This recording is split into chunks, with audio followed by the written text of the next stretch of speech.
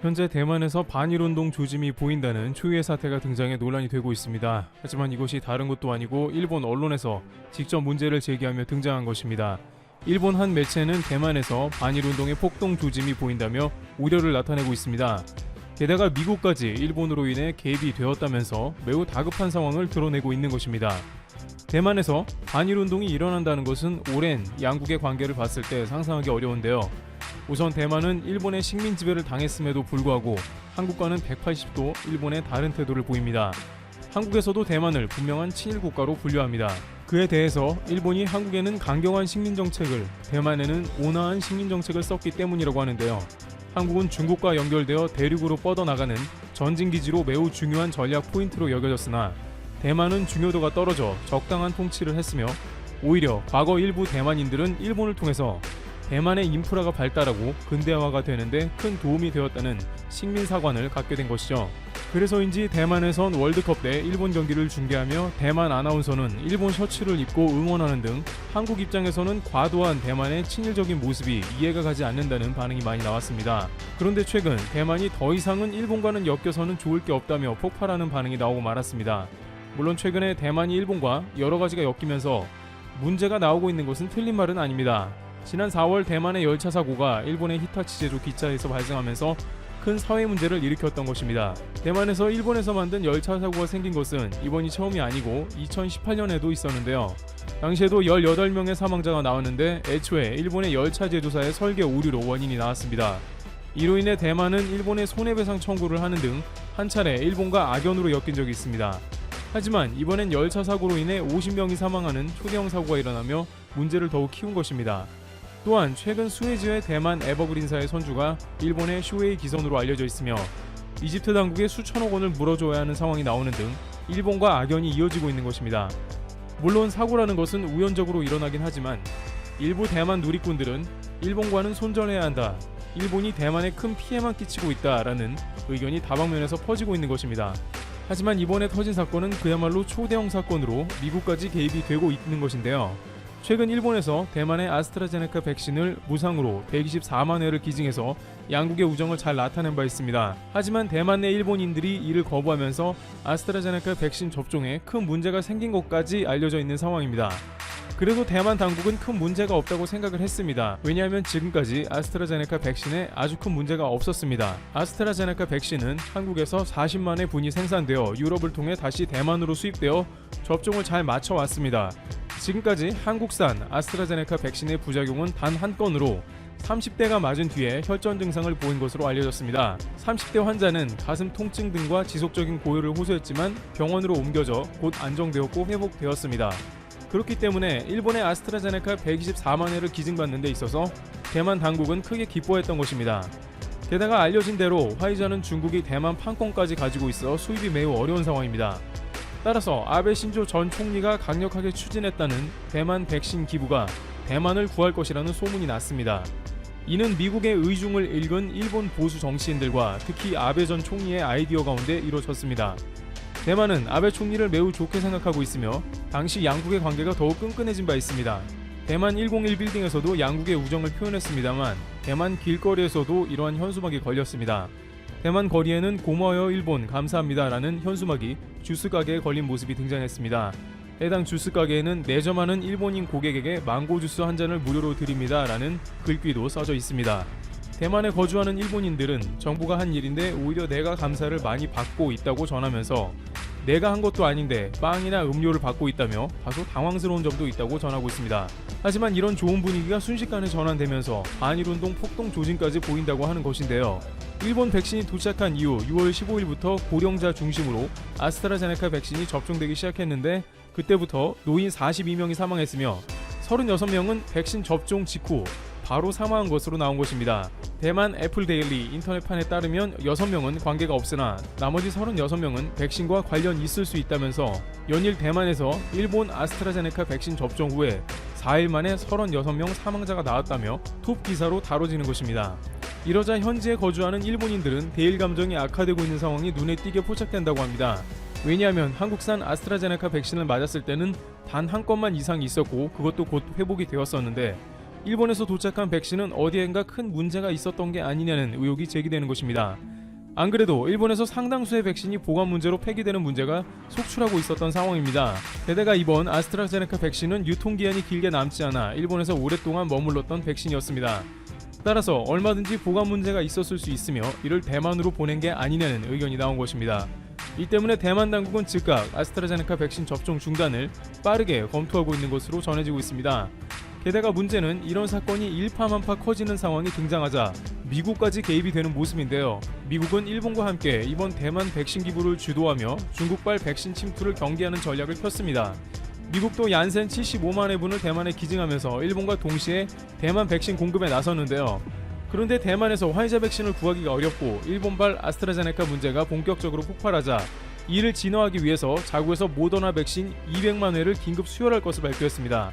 지금까지 미국에서 화이자나 모더나 등 효과가 가장 뛰어난 mRNA 백신을 기부한 적은 거의 없습니다. 그러나 대만에서 아스트라제네카 백신을 불신하게 되고 이것이 반일 감정이 폭발하게 되며 자칫 이러다가 차이잉원 총통의 지지율이 급락하며 국민당이 전면에 나서면 중국과 손을 잡을 수도 있게 되는 것이죠. 현재 차이잉원 총통 지지율은 50%가 넘다가 코로나 문제로 30%로 수직 낙하한 상황입니다. 이렇게 되면 대만은 미국과 멀어지게 되는 결정적인 계기가 될 수도 있는 상황인 것입니다. 따라서 미국은 자국 국민들의 3차 부스터샷도 고민하며 백신이 여전히 많이 필요한 상황에도 불구하고 모더나를 긴급 투입하는 초강수를 두게 된 것입니다.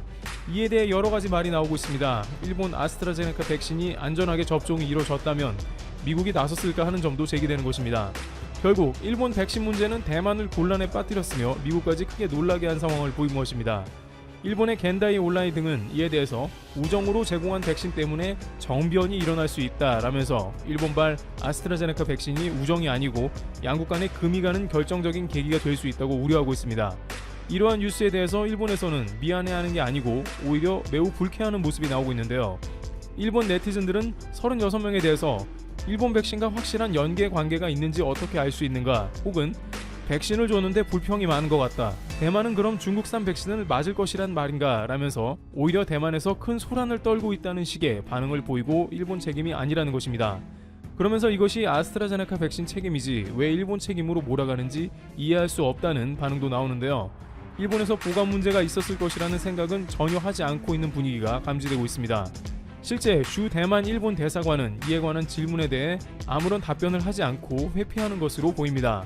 물론 아직 백신과 사망자 사이에 정확한 연관 관계가 밝혀지지 않아 속다는 금물이라는 말도 나옵니다만 분명 일본발 백신 접종 이후에 문제가 생긴 것은 사실이고 미국까지 급하게 움직이는 모습도 나왔기 때문에 일본이 대만과의 관계가 크게 틀어질 수도 있다는 예상에 무게가 실리고 있습니다. 이와 같이 대만은 일본과의 여러 번 사건을 통해서 뭔가 꼬이고 있는 모습이 나오고 있습니다. 대만은 과연 일본이 자신들을 진정으로 위하는지 제대로 살펴봐야 한다는 의견이 제기됩니다. 트래블TV였습니다. 이제 선택의 순간이 다가오고 있습니다. 도쿄올림픽이 한 달 반 남았습니다. 하지만 독도와 관련한 문제는 여전히 해결되지 않고 있죠. 이에 이재명 경기도지사가 자신의 SNS 계정에 이런 의견을 밝혔습니다. 도쿄올림픽 보이콧을 이제는 검토해야 할 때, 이 지사는 이어서 이렇게 적었습니다. 도쿄올림픽 지도의 독도 표시와 관련 우리 정부의 항의와 지방정부 차원의 서한, 국회의 규탄 등이 이어졌지만 일본 정부는 일관된 모르쇠, 현재 일본은 한국의 공식적인 요구를 사실상 묵살했습니다. 지도를 그대로 두겠다는 입장이죠. 그런데 더욱 문제는 외교부의 태도입니다. 보이콧을 전혀 고려하지 않고 있다고 발표했습니다. 이렇게 끌려다니기 때문에 일본이 멋대로 하는 것입니다. 따라서 이 지사의 입장 발표는 큰 의미가 있습니다. 한국에서 인구가 가장 많은 경기도의 수장이 발언한 것이기 때문입니다. 이 지사는 노무현 전 대통령을 언급하며 일본을 압박했습니다. 노무현 대통령께서 말씀하셨듯 독도는 그냥 우리 땅이 아니라 동안의 역사가 뚜렷하게 새겨져 있는 역사의 땅이고, 지난날 제국주의의 망령은 결코 타협할 수 있는 대상이 아니다. 쉽게 결정할 사안은 아니지만 심각한 검토를 해야 하는 시점이 됐다. 네, 독도 수호와 관련해 가장 큰 의지를 불태웠던 대통령이 바로 오 전 대통령이었습니다. 이 지사는 이렇게 발언을 마무리했습니다. IOC의 무대응은 중립이 아니라 일본의 정치적 주장에 동조하는 편향적인 행위이다. IOC의 조속한 대처를 다시 한번 촉구한다. 상황을 잘 모르는 분들을 위해 어떤 일이 벌어지고 있는지 간단하게 정리하겠습니다. 일본은 도쿄올림픽 홈페이지 내 성화봉송을 소개하는 전국 지도에서 시네마현 위쪽 독도 위치에 해당하는 곳에 작은 점을 찍어두었습니다. 마치 독도가 자기네 땅인 것처럼 표시했죠. 이에 한국 정부가 2019년 7월 지정을 요구했지만 도쿄올림픽 조직위는 전국 지도의 디자인만 변경했을 뿐입니다. 변경된 지도를 확대하면 여전히 독도의 위치에 작은 점이 표시되어 있습니다. 이에 한국 측은 해당 지도에서 독도를 삭제하라고 다시 요청했지만 일본 정부는 이를 수용하지 않았습니다. 일본 관방장관은 이렇게 주장했습니다. 다케시마는 역사적 사실에 비추어 보아도 국제법상으로도 명백하게 일본 고유의 영토이다. 한국 측의 주장은 전혀 수용할 수 없다. 이쯤 되면 막가자는 거죠. 한국이 절대로 순순히 응해주면 안 됩니다. 압박의 고삐를 더 강하게 해야 합니다. 한편 사태가 이렇게 되자 독도의 군부대 투입을 요구하는 목소리가 점점 커지고 있습니다. 바로 주둔을 결정하지 않더라도 군을 통한 독도 방어에 더 노력을 기울여야 한다고 주장하고 있죠. 일본이 언제 기습적으로 독도를 장악하려고 들지 모르기 때문입니다. 일본은 계속해서 육상 자위대 수륙기동단의 전력을 증강시키고 있습니다. 수륙기동단은 해병대와 동일한 개념입니다. 방어 목적이 아닌 공격에 특화된 특수부대이죠.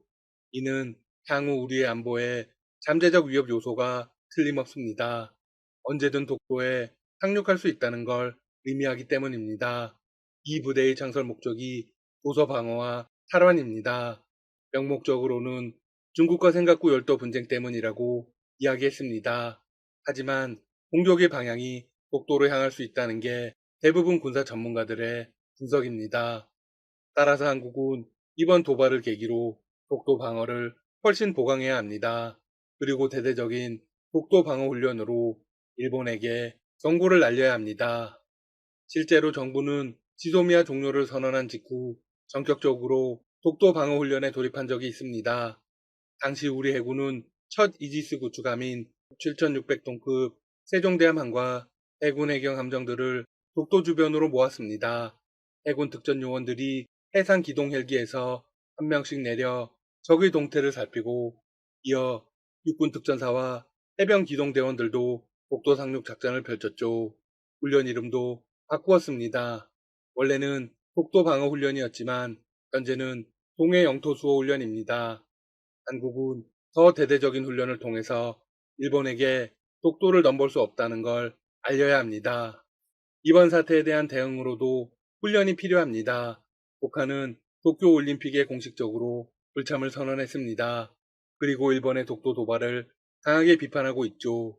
앞으로 남북 공동 독도 방어 훈련 등 가능한 모든 방법을 동원해 일본에 맞서야 합니다. 만약 이 모든 게 이루어진다면 일본은 뒤집어질 것입니다. 한편 한화테크위는 독도의 자체 기술로 개발한 세계 최고 해상도 CCTV를 설치한다고 공식 발표했습니다. 한화테크위는 서도 주민숙소 옥상과 동도 헬기장에 CCTV를 설치합니다. 또한 독도의 상징성을 고려해 해당 CCTV의 영상을 실시간으로 중계해 국민 누구나 독도의 광경을 선명하게 볼 수 있도록 할 예정입니다. 그러면 전 국민이 독도 방어에 참여하는 개념이 됩니다. 이번에 설치하는 CCTV는 지난해 한화테크인이 세계 최초로 개발한 8K 초고 해상도 네트워크 카메라입니다. 8K 해상도는 150m 거리에 있는 사람의 인상착의는 물론 표정까지 파악할 수 있는 수준입니다. 디지털 줌을 통해 영상 내 어떤 영역을 확대해도 대상을 선명하게 볼 수 있어 넓은 영역을 자세히 살펴봐야 하는 환경에 적합하다고 한화테크인은 설명했습니다. 카메라 한 대로 광범위한 지역을 고화질로 모니터링할 수 있기 때문에 독도의 자연경관을 해치지 않고 효율적으로 설치, 운용할 수 있습니다. 또한 인공지능을 통해 다양한 영상 분석 기능들을 제공합니다. 해안가 등 출입 금지 구역에서 움직임이 포착되면 즉시 알람을 보내고 개체의 이동 방향을 파악해 자동으로 추적합니다. 한편 이번 사태에서 가장 적극적으로 움직임을 보이는 단체는 역시나 사이버 외교 사절단 방크입니다. 방크는 독도를 자국 영토로 표기한 일본의 만행과 이를 묵인 방관하는 IOC 행태를 세계 무대에 알리고 있습니다. 오는 11일부터 시작하는 G7 참가국 언어를 포함한 9개국어로 된 IOC 비판 포스터를 제작하고 SNS를 통해 배포하고 있습니다. 방크는 최대한 많은 이들에게 사태의 심각성을 전달해 일본의 야욕에 제동을 걸겠다는 포부입니다. 방크는 이미 지난 9일 IOC는 일본 정부의 꼭두각시인가요? 라는 한글 문구를 8개 언어로 번역한 총 9개 포스터 양식으로 공개한 바 있습니다. 방크의 목소리는 한국어, 영어, 프랑스어, 이탈리아어, 일본어를 비롯해 스페인어, 러시아어, 베트남어, 중국어로 각기 바뀌어 담겼습니다. 해당 포스터에는 IOC를 뜻하는 꼭두각시가 일본 제국주의 상징인 우길승천기가 새겨진 손에 의해 조종당하는 모습이 그려져 있습니다. 방크는 지구촌 평화를 목적으로 하는 올림픽 정신을 훼손하고 참가국 간 친선의 장을 정치판으로 변질시키는 일본의 야욕을 꺾으려고 합니다. 방크 단장은 이렇게 주장했습니다. 1936년 독일 베를린 올림픽처럼 일본 선전장으로 쓰이는 도쿄 올림픽, 그리고 이를 지켜만 보는 IOC를 전 세계에 고발하겠다. 앞으로의 상황도 계속 전해드리겠습니다. 지금까지 닥터시사TV였습니다. 여러분 시청해주셔서 감사합니다. 구독과 좋아요 부탁드립니다.